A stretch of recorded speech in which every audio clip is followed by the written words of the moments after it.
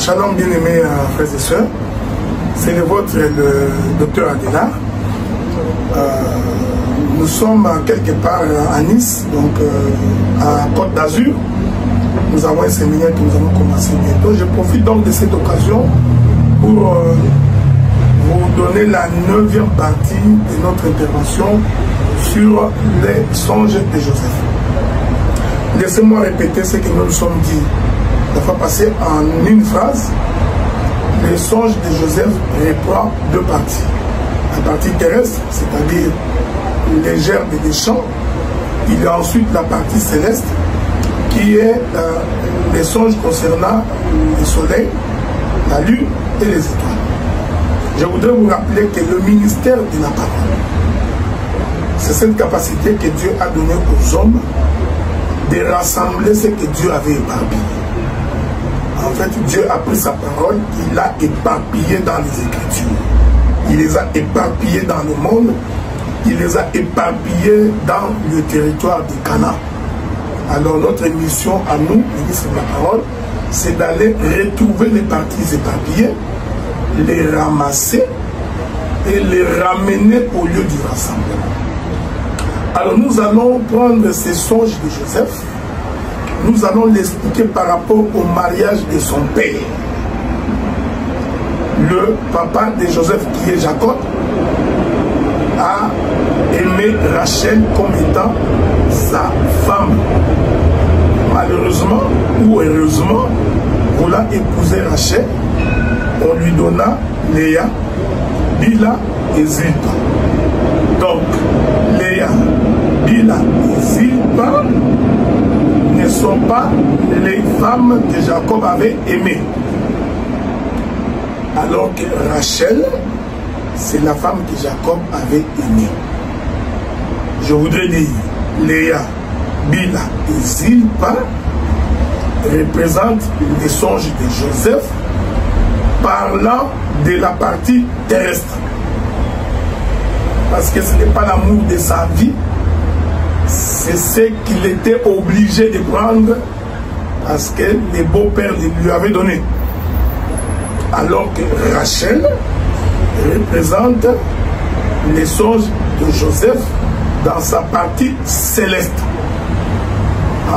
Ainsi, nous comprenons que le mariage de Jacob, en réalité, c'est le premier jour de la création, jour au cours duquel Dieu créa les cieux et la terre. Les cieux, c'est Rachel, la terre, c'est Bila, Zilpa et Léa. C'est comme ça que vous constaterez que ce sont ces trois femmes, les trois premières femmes qui ont accouché avant Rachel. Et ce sont les trois premières femmes qui accouchent les 10 enfants de Jacob, qui constituent et semblent être l'image de la loi, l'image du sacerdoce de Moïse.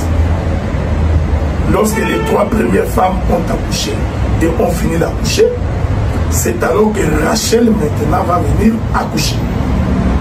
Donc Rachel qui accouche, c'est l'image de l'église, c'est l'image du ciel. On est ensemble, non? C'est très important. C'est pourquoi les jours où Joseph a été vendu, ce sont les 10 enfants de Jacob, issus de ces trois femmes qui ont vendu Joseph. Cette vente-là, c'est aussi Israël qui rejette le Messie. C'est aussi Israël qui vend le Messie. Ok?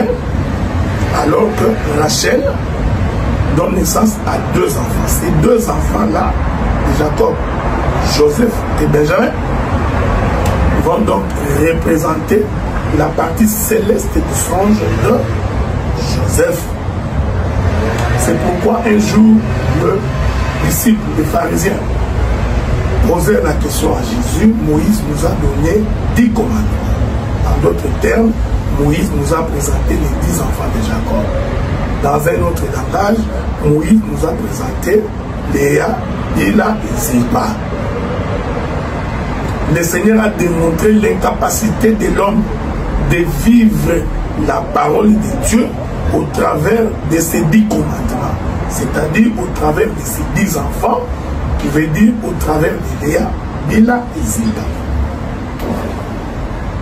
Il dit maintenant, moi je vous donne un commandement nouveau, mais lequel commandement nouveau, il les subdivise en deux parties, l'amour de Dieu et l'amour du prochain. Ok?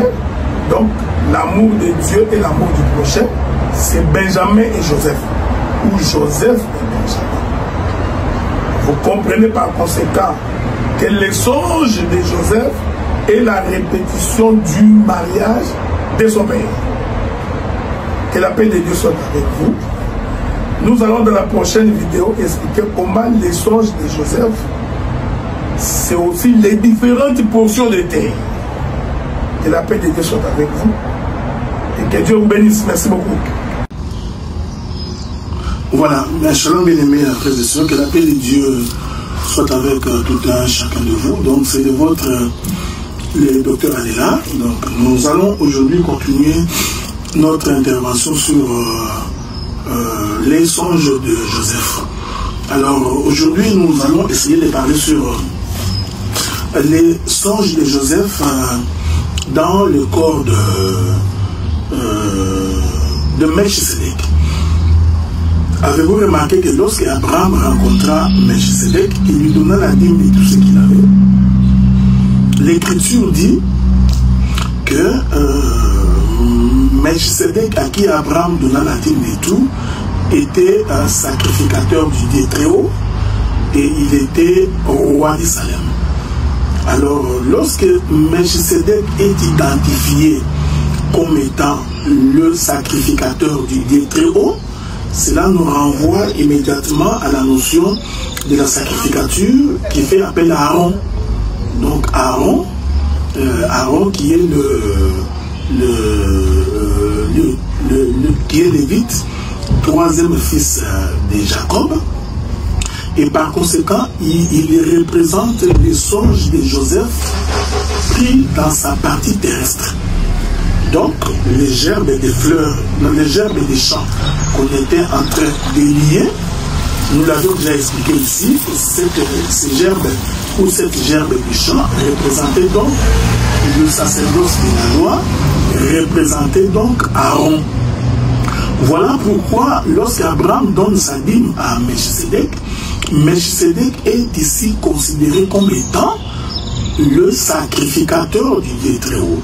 Lorsqu'on parle du sacrificateur du Dieu très haut, nous sommes en train de parler de Lévi, nous sommes en train de parler du chiffre 3, nous sommes en train de parler des 3 premières femmes de Jacob, Léa, Bila et Zilpa.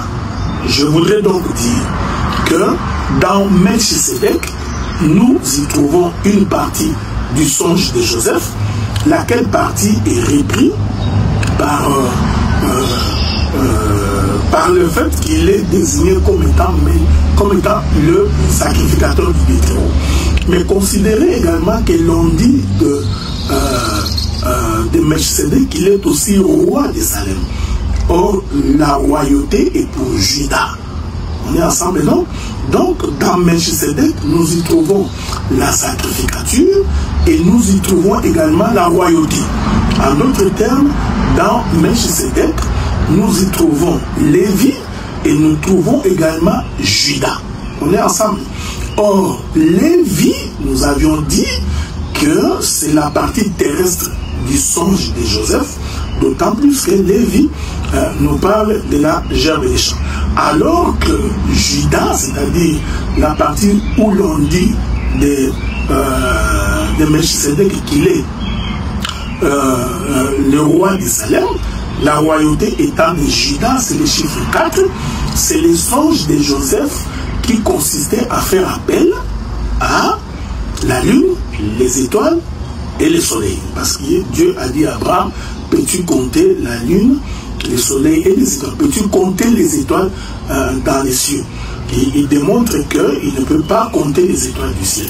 Donc vous comprenez par conséquent que dans le songe de Joseph, Melchisedec s'y trouve.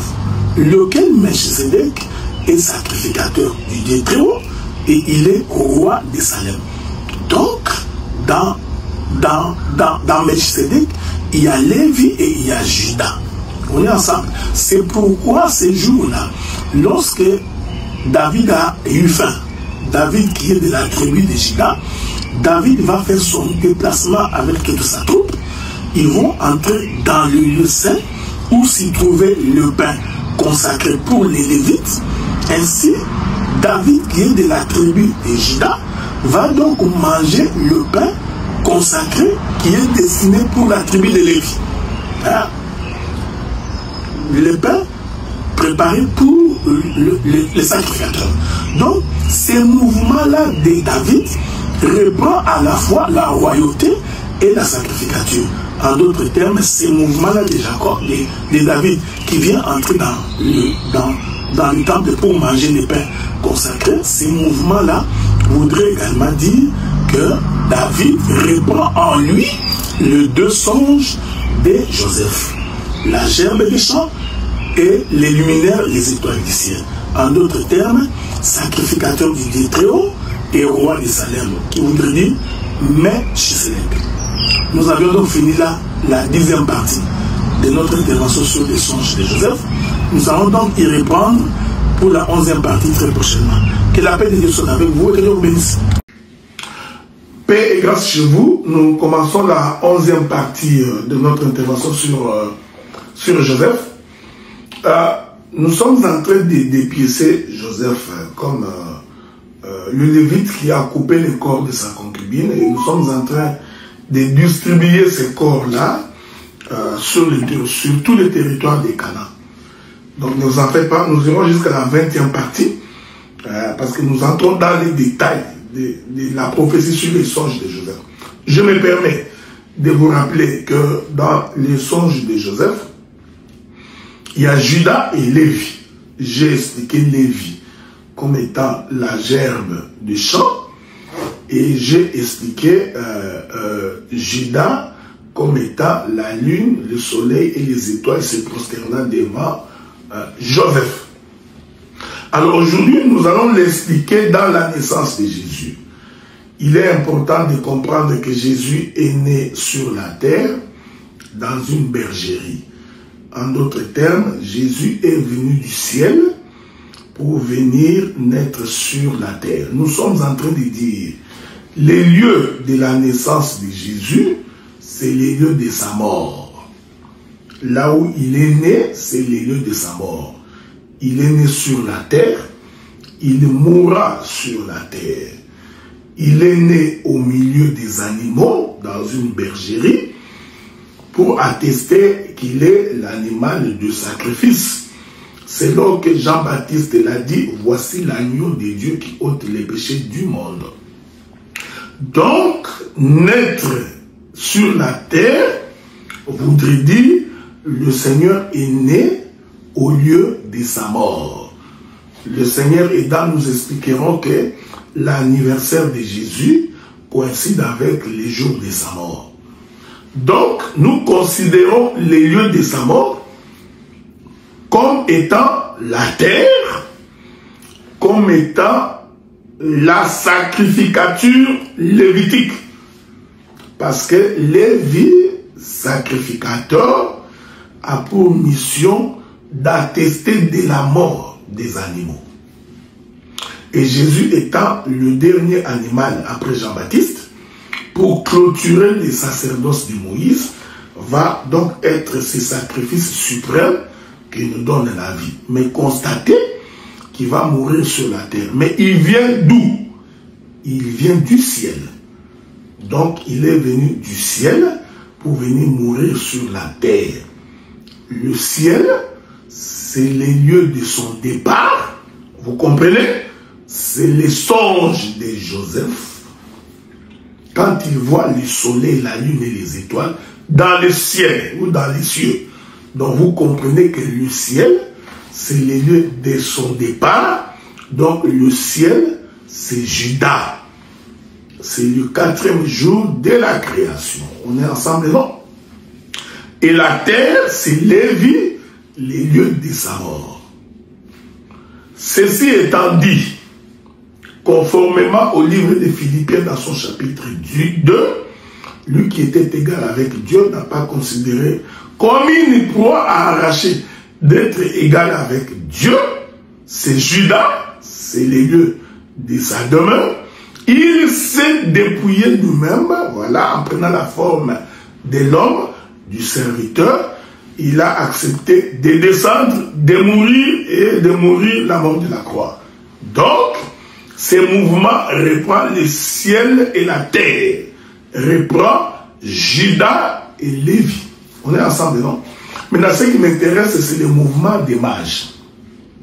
Nous prenons très vite les livres de Souffrez avec moi. Nous prenons Souffrez avec moi. Nous allons prendre les livres de Matthieu. Nous sommes dans les livres de Matthieu, dans son chapitre 2. Je vais donc commencer à partir du premier verset. Jésus étant né à Bethléem en Judée, au temps du roi Hérode, voici les mages d'Orient arrivèrent à Jérusalem. C'est très important. Les mages d'Orient vont faire le voyage pour arriver là où Jésus est né. Or, nous savons que l'Orient, c'est le lever du soleil. Parce que le soleil se lève en Orient. En d'autres termes, l'Orient, c'est le lieu du départ de ces mages-là.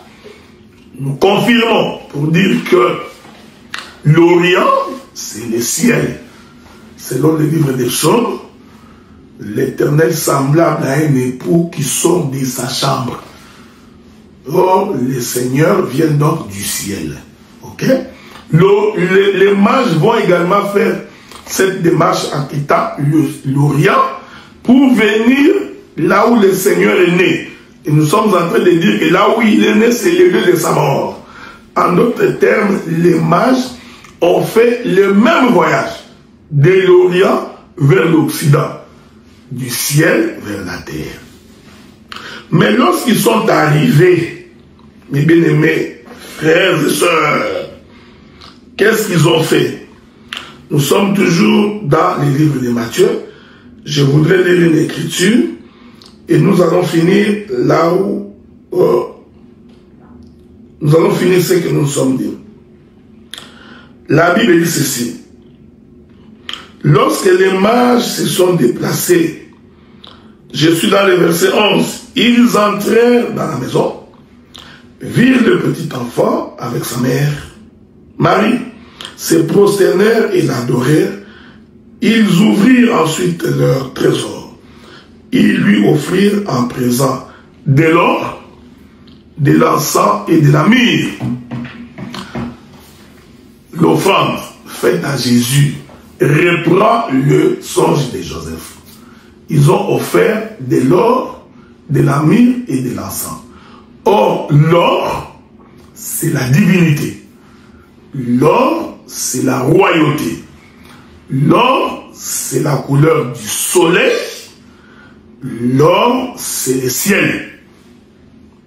L'encens et la myrrhe, c'est ce que nous servons lorsque nous sacrifions.